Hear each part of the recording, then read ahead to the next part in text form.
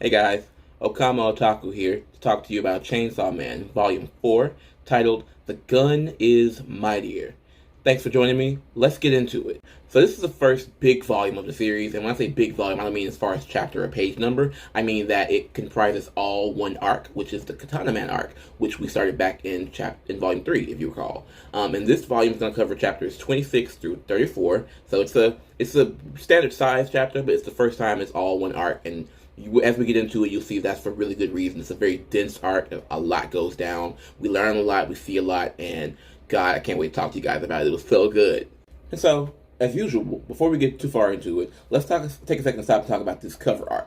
Because Fujimoto does a great job. His art is really top notch. I'm a huge fan of One Piece. I think Oda does it better than anybody. Type Kubo for Bleach, he does great. And there's some mangaka out here with great art, but Fujimoto is no slacker, right? And so this cover page shows Aki. He's just kind of standing there to the side, looking cool as hell as usual, with his work uniform on. It's got blood splattered all over it, and he's wiping blood off of his cheek. I really thought that Aki was going to be like your typical Sasuke archetype when it started, all cold and one note. No, I was wrong. The guy got layers. It's great. The background of this cover is a shooting practice target. The target itself is blue. The center is red. It's dope and cold looking. And the title is actually the title logo and the author's name in Japanese are in red and white, respectively, and the English edition for each of those details is in blue. It's a beautiful cover art, very cold, very aesthetic, red, white, and blue, almost American, but it's really great. I'm a huge fan of it. I love Fujimoto's art, and I get really geeked about each of the volume covers I can. I'm so excited about it. But we're gonna move on. And so, at the end of the last volume, we witness Himeno being murdered by Sawatari, but she manages to use the last of her abilities, the last of her ghost power, to pull Denji's cord and wake him up. And when he wakes up, he immediately recognizes the Katana Man and Sawatari as enemies and gets all excited and juiced because them being enemies means he can basically do what he wants to them because no one ever is upset with him, no matter how much he brutalizes enemies. And that makes sense, especially in a world as brutal as the world of Chainsaw Man. And so, we're going to get into chapter 26, titled The Gun is Mightier. And we start off with Sawatari noticing that she's missing some fingernails on her hand and calling for backup while she watches Aki, who is currently grievously injured, kind of freaking out about Himeno's death. At the same time, Denji gets back up on his feet, and two random gun agents go to attack him. He knocks one of them away and takes the other hostage, but before he's able to properly capitalize on that situation, the Katana Man goes and bisects both Denji and the hostage. Bisecting meaning he cuts them literally in half. At the same time, he displays that he can use his swords, his katanas, to cut huge areas of wherever he is at one time. It was fucking wild, actually. After Denji falls to the ground, he makes a comment that they should check on the other Division 4 members because they're all likely dead due to gun violence because humans are weak to guns and guns are what the gun devil uses. So there's that. We cut to a stack of corpses. Namely, there's Arai, Fushi, Himeno, and Makima, plus two unnamed guys from the drinking party that they had earlier. And Makima, who seems dead when we first see her, she was shot at the end of last chapter. I don't think I addressed that in my last review, but she's suddenly on her feet again, and she goes to interrupt the assailants, who were the people who shot her and the other fellow hunters, who were planning to leave the train and go and blend into the crowd like normal people. And then we cut to we just see her interrupt them. We see her get up and interrupt them. They acknowledge she stands up again, and then we cut to her train arriving at the train station. When she gets off, she meets two hunters that we haven't met before, named Kurose and Tendo. And Tendo, they both say that they've heard of her death, and they express surprise that she's alive, but she lies and says that she didn't get shot. And then they question her about why her clothes are covered in blood, and we don't get her answer, but they cut back to the train, where we see 2 or 3, maybe 4 bodies just kind of splattered out across the train floor with huge gaping holes in their chest, and it's wild. We don't know what that's about just yet because we haven't really had Makima's abilities displayed just yet. Her being shot and getting back up on her feet is wild enough, but let's get into it. Okay, so moving into chapter 27, it's titled From Kyoto, and Makima sends Kurose and Tendo to go and fetch her a change of clothes, 30 prisoners, and 30 death row inmates, and goes to find a shrine that is at a high elevation, on top of a mountain or something. And because she believes that the gun agents are after Denji, which we know to be well and true by this point. At the same time, the Katana Man and Sawatari's men are loading Denji's top half of his body into the car and getting ready to leave when the guy who's helping them do this says that he feels strange. And then suddenly, out of nowhere, he's turned into flat paste on the ground. I'm talking about flattened completely. All you see is his clothes and, like, the juices. It was wild.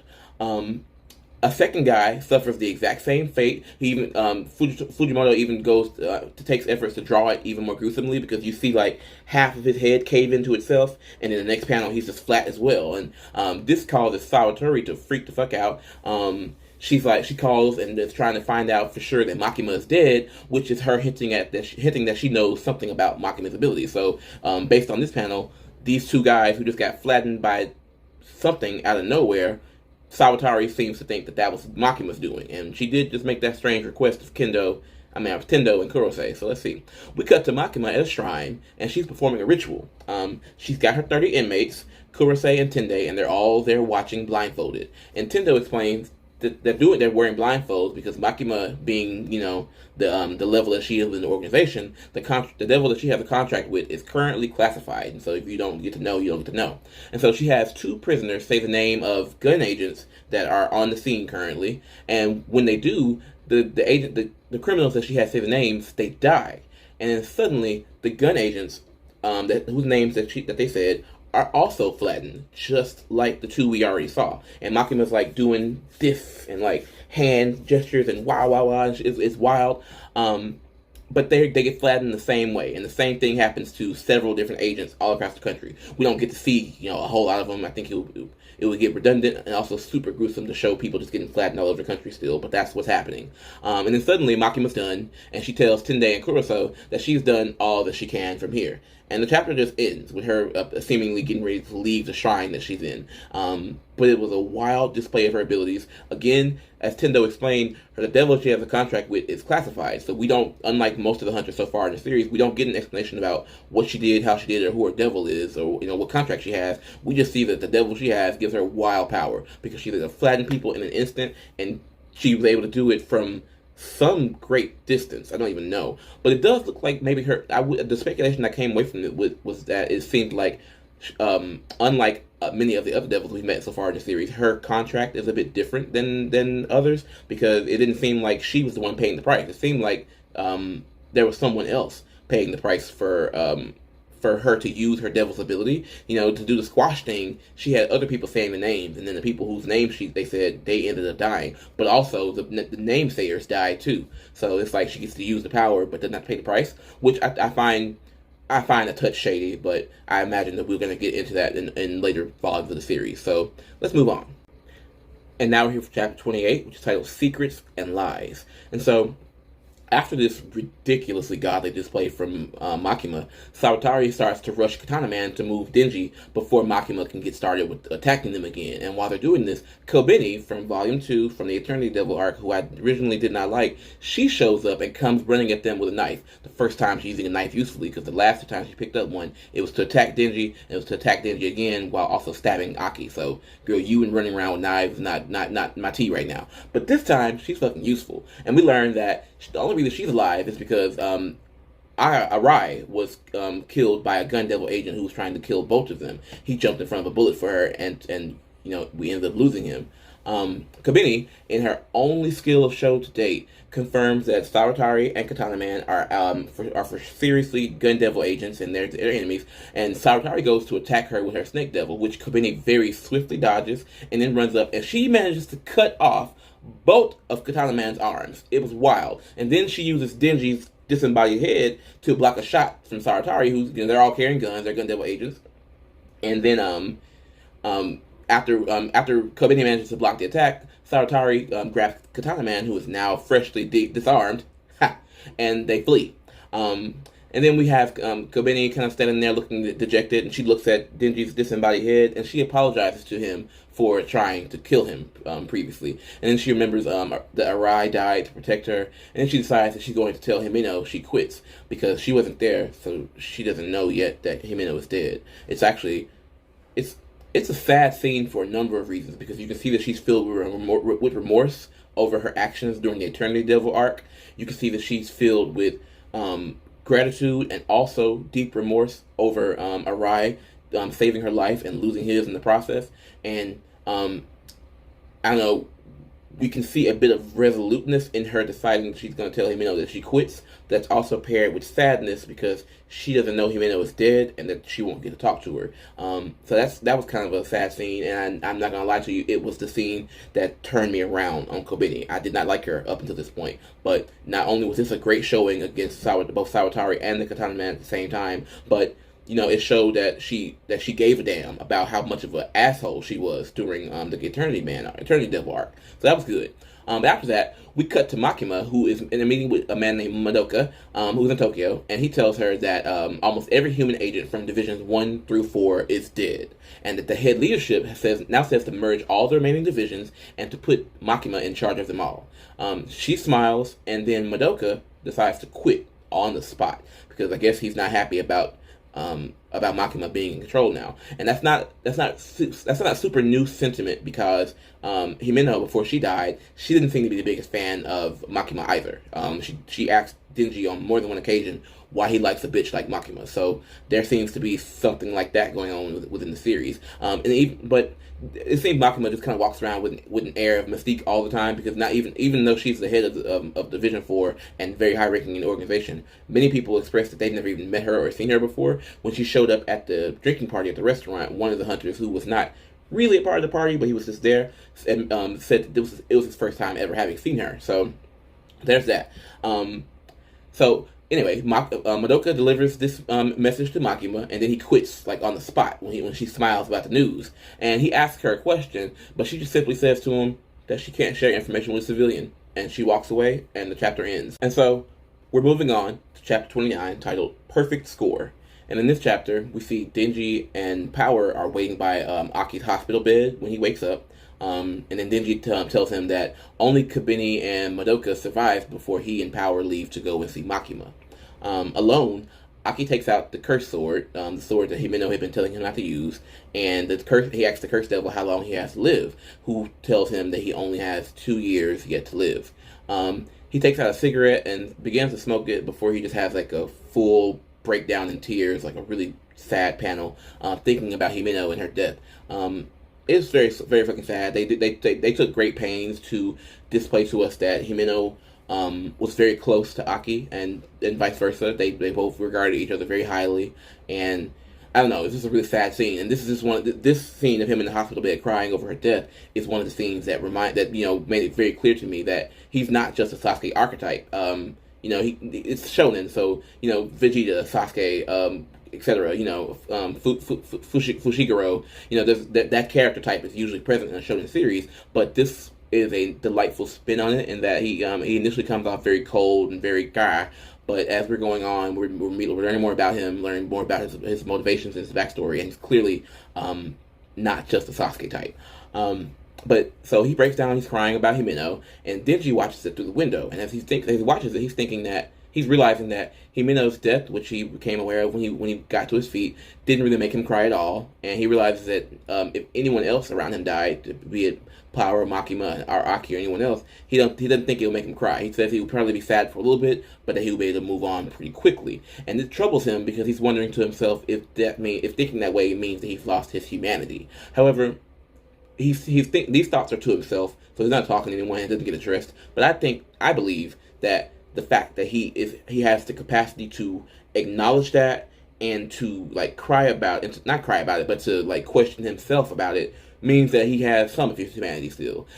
Not crying over Himeno, not that shocking. They weren't close, for one, and the last thing he really experienced with her was having his mouth thrown up in, and then they went to bed together, didn't do anything, and the next day they got up and had ramen, and she was dead before the meal was over. So they weren't extraordinarily close to begin with.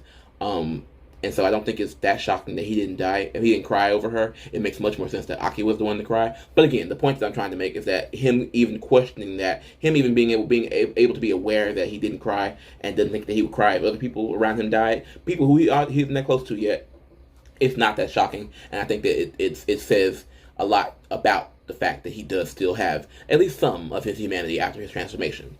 And so Afterwards, we see Tende and Kurose explaining to Aki about the division changes, and that Makima, and then we cut to Makima explaining to Denji and Power that the Gun Devil is specifically targeting Denji.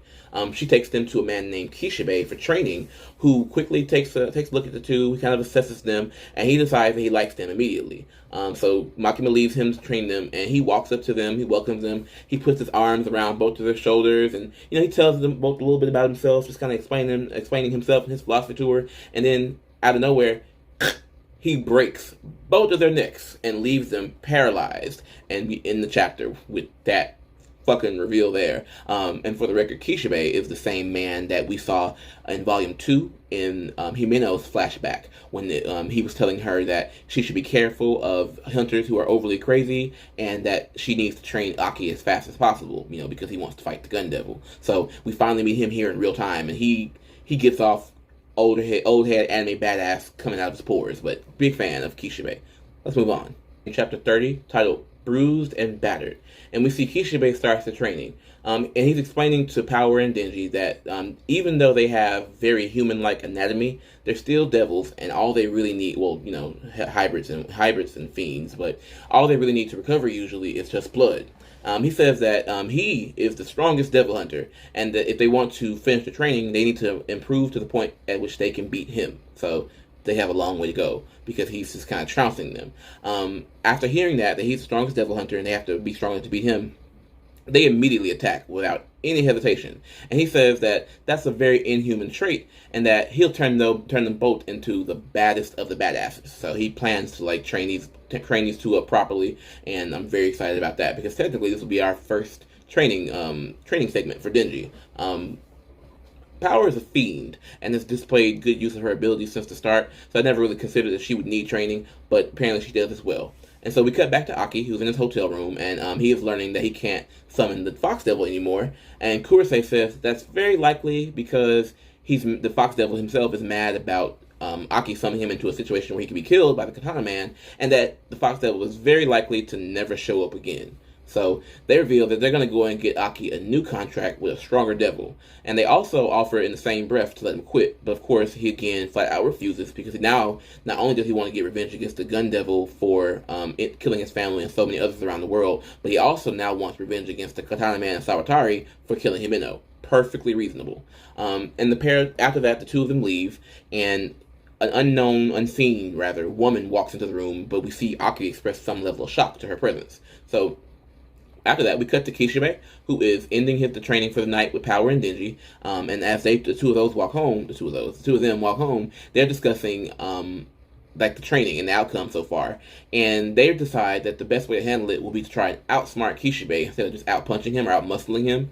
And then apparently, after coming up with this brilliant plan, they suddenly feel smarter already. And we get this great shot of them in glasses, which I'm probably going to add in here just for the kicks. But yes, and that's the end of this chapter. Not a lot happened here, but some fun stuff, particularly the information about the Fox Devil not showing up anymore.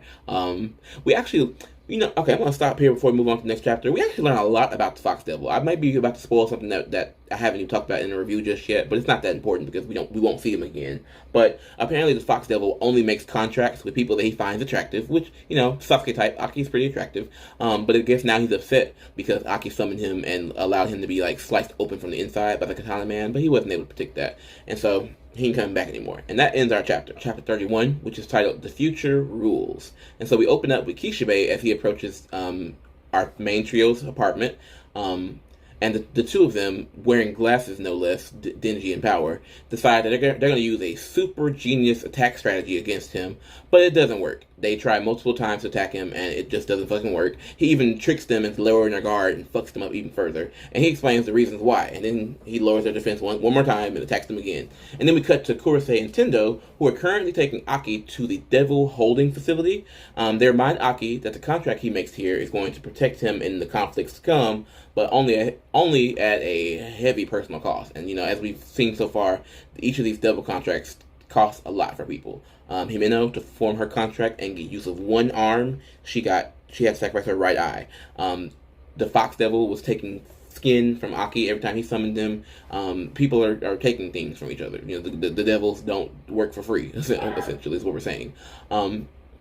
And so while they're talking about this, Aki reveals in a flashback that the woman that we saw enter his hotel room was Himeno's little sister, who came to see him and brought him letters that Himeno had written. And one of the letters is titled, "How can I get Aki to quit?" Because Himeno wanted him to live, you know. She took a liking to him very quickly. By the time she met Aki, she was already kind of traumatized by having had 6 of her former partners die in front of her in the line of duty. And so she was really interested in doing anything that she could to convince Aki to quit so he would stay safe. But as we know, people have offered to let him quit multiple times up to this point, and he's simply not having it. He wants revenge. Like, he wants revenge. His entire family was murdered, and like as shit goes on, there's just more and more shit keeps popping up to make him want to get revenge more and more. And so they arrive at a chamber finally, and Kurosei explains that in this chamber is the future devil, and he explains to them what happens to the last 2 contractors who gave up half a lifespan, and the other gave up all of his senses. Well, the senses of taste,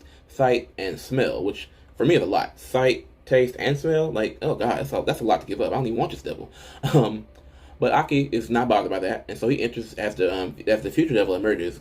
The future devil, you can see him on the volume cover for this review, but he's like this giant yellow fuzzy T-posing demon with like an eye in his stomach, and as he rolls up on Denji, he's just saying over and over again, "The future rules, the future rules, the future rules, the future rules." So yeah, and that's how we end the chapter. So we're gonna get into this next one and see if the future truly does rule indeed.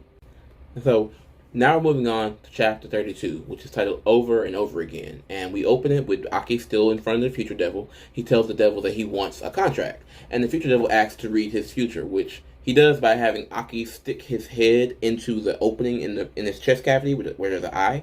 And Aki complies. And then the devil agrees to the contract on the condition that he can live inside of Aki's right eye, because he wants to see the future that Aki has coming up very close and personally. He says that Aki's going to die in the worst way possible, and Aki agrees to this without hesitation. He says, "Get in my eye." So let's do it. And then we cut to Kishibe, who is currently beating on Power and Denji some more. He says they're getting stronger and that they could probably use a lighter training schedule now, and instead of having to meet every day, they can meet just once a week now. And he tells them that the fort will be hunting Saratari and the Katana Man, but if they fail, then the 4th Division will be shut down, and that will mean that Denji and Power will be killed. I feel like that's meant to give them a bit of motivation. You two should get stronger, because if we can't complete this shit, then you're gonna die. And so Denji thanks him for the training, and everyone goes on about their business. And then we cut to Kishibe sitting down and talking to Makima, and he's telling her that he's grown pretty close to Power and Denji over the course of their training, and that he doesn't really feel good about continuing it because they're devils and fiends. So in order the bulk of the training is just killing them over and over and over again, which he's really good at doing, but he's got a softer heart than his character design would lead you to believe. And so he's saying he doesn't really feel good about having to do that over and over and over again to them. And afterwards, he questions Makima about how she knew about the Gun Devil agent attacks beforehand, saying that he doesn't really care what the answer is as long as she proves that she is on humanity's side. And she just responds by saying that she wants to save as many people as possible and to make the 4th Division look good. But Kishibe calls her a liar, and she just smiles when he says that, which, girl, what? You're in charge of this shit, and you're gonna let this man tell you that you're a liar about wanting to do good, and that your response is just to smile? Okay. Same thing she did when Madoka told her that she was going to be in charge of all the remaining divisions after everyone fucking died. She just smiled, and he quit on the spot, which is just wild. But afterwards, we cut to the gun agents, and they're in a basement somewhere, and they're considering their plans. They think about hiding, but then they realize this is going to be useless against the power that Makima has, where she can crush them from wherever, essentially. And then they reveal what they're going to be using as their secret weapon, which are zombies that were left over by the zombie devil from chapter 1. And that really bothers me, actually, because if they have the leftover zombies, that means that they know about the zombie devil, they know what was up with the zombie devil, and it means that the Katana Man should know that it wasn't really Denji's fault. But I digress. I don't think that that's a bad story beat or like poor writing. I think that it's actually really good writing, because it means that the Katana Man and like the Saratari, they know what's up. Katana Man, we're gonna focus on him because he's got more development than Saratari. But specifically, he knows what's up. He likely knows that Denji wasn't responsible for his father being killed. I mean, he's a half devil himself, so he must know what the contract, what a devil entails, and so he must know that Denji couldn't have forced his granddad rather, into a contract with the he must have known that that wasn't what was going on. Either way, he called himself still mad about it, and we move on. So their secret plan is to use zombies as their big weapon against the Division 4 members, and then we end the chapter with that. And so now we move on to chapter 33, titled Mission Start. And we open up with Aki driving home, and Kurose says that it's ridiculous for Aki to try against the Gun Devil because it's unlikely that a normal person like him can have any impact at all. And Aki acknowledges that his goal is unrealistic, but he believes that the goal needs to be that way or else he won't be able to make any progress towards it, which is the idea that Kurose begrudgingly acknowledges makes sense, which, in real life, that's how people think. If you don't set goals that are ridiculous and, feel incredibly out of reach, then you won't try hard enough to reach them. If it seems easily attainable, then you won't try as hard to reach it, right? Right. And so we cut to Makima, who is currently in the den of a Yakuza boss and shaking him down for info. He says that Sawatari is the mastermind of this whole thing, and that she poached his men and many men from other sectors of the cartel to work with them. And he says that all the devil hunters are idiots, and then he and all of his henchmen in the room proceed to laugh. And so Makima, unfazed but still annoyed by this, just decides to skip to the bullshit and shows him a bag filled with eyeballs, and says that the eyeballs came from his family members and the family members of everybody in this room with her currently. And she says that if he simply cooperates, which really is just giving information and being a snitch, which he doesn't want to do, that she will give all those eyeballs back. They have the ability and the technology to do so. But it's a fucking shake. It's a put your dick on the table ass scene. She literally pulls out a bag of eyeballs and says these eyeballs belong to all of your family members and all of the family members of all these annoying ass thugs you have in this room here. So, if you want them back, just do what the fuck I say. That's essentially what she said. And so one dude sees that and he gets ready to attack her, but all she does is look at him and he starts to bleed out of his mouth and out of his nose, and he just falls to the ground. Listen, she's the head bitch in charge of the organization for a reason, That's all I gotta say. She's the head in charge for a reason. And so we cut to the special forces now, who are being led by Kishibe. They are preparing to attack the gun agent's hideout. At the same time, Sawatari, who seems to be the de facto leader of the gun agents, at least in this area, is getting her troops and her zombies all in formation, and they're getting ready to attack. And we end the chapter right there. On chapter 34, it's titled Full Team. And we open up to Kurose, who was introducing himself to the 2nd Division leader, Furono, and the police officer, Shina, who will both be helping to lock down the building during this operation. And he's giving them a full rundown of all the non-human personnel members who are going to be helping with the operation. Inside the building, we've got Beam, who is a shark fiend, a fiend similar to Power, who's a blood fiend. We've got he's attacking and devouring and eating the zombies. Then we've got the violence fiend, who Beam accidentally bites and subsequently gets attacked because the violence fiend is just kind of going. He apologizes afterward and explains that he only attacked because he thought that Beam, who bit him, was another zombie. Then we see the Spider Devil show up, and she's just kind of stabbing her mini legs through zombies after zombies and kind of fucking them up left and right. And then we also see the Angel Devil, a personal favorite of mine that I can't wait to get into, as he's just kind of eating the bodies of the zombies that are hitting the ground. It was weird, but they're devils, so what are you gonna do? Then they show Aki, who is here also, and he's cutting down a few zombies left and right, and while the Angel Devil asks him for a handkerchief. At the same time, the Angel Devil is explaining that if anyone touches him physically, if he touches anyone or has extended contact with them, he drains their lifespan. And so then he goes to block 2 shots from a random gunman, who Aki then stabs. And Aki finds after that, Aki goes and finds Sawatari, who used her Snake Devil to release not the Gun Devil, but the Ghost Devil from within its bowels. Because if you recall, when she was fighting Himeno, that's how she won. She had her Snake Devil just eat the Gun Devil, which we thought killed the Ghost Devil, and it also killed Himeno.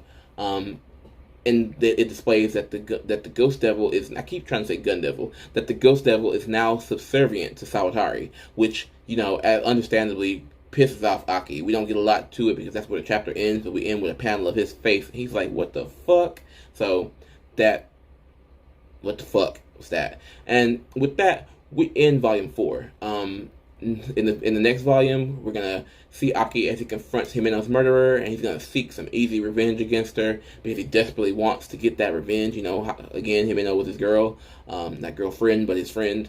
But yeah, so this is a great volume. You know, we see some of the aftermath of the ramen shop attack. We see some of the political effects of it and how it's got the Devil Hunter organization restructuring. We see that we begin a training arc for Denji and Power. We see that Makima's got some shit in the game. I've said it before. I'll keep saying it again. There's something a little off about Makima. I don't know what it is just yet, but I'm super interested.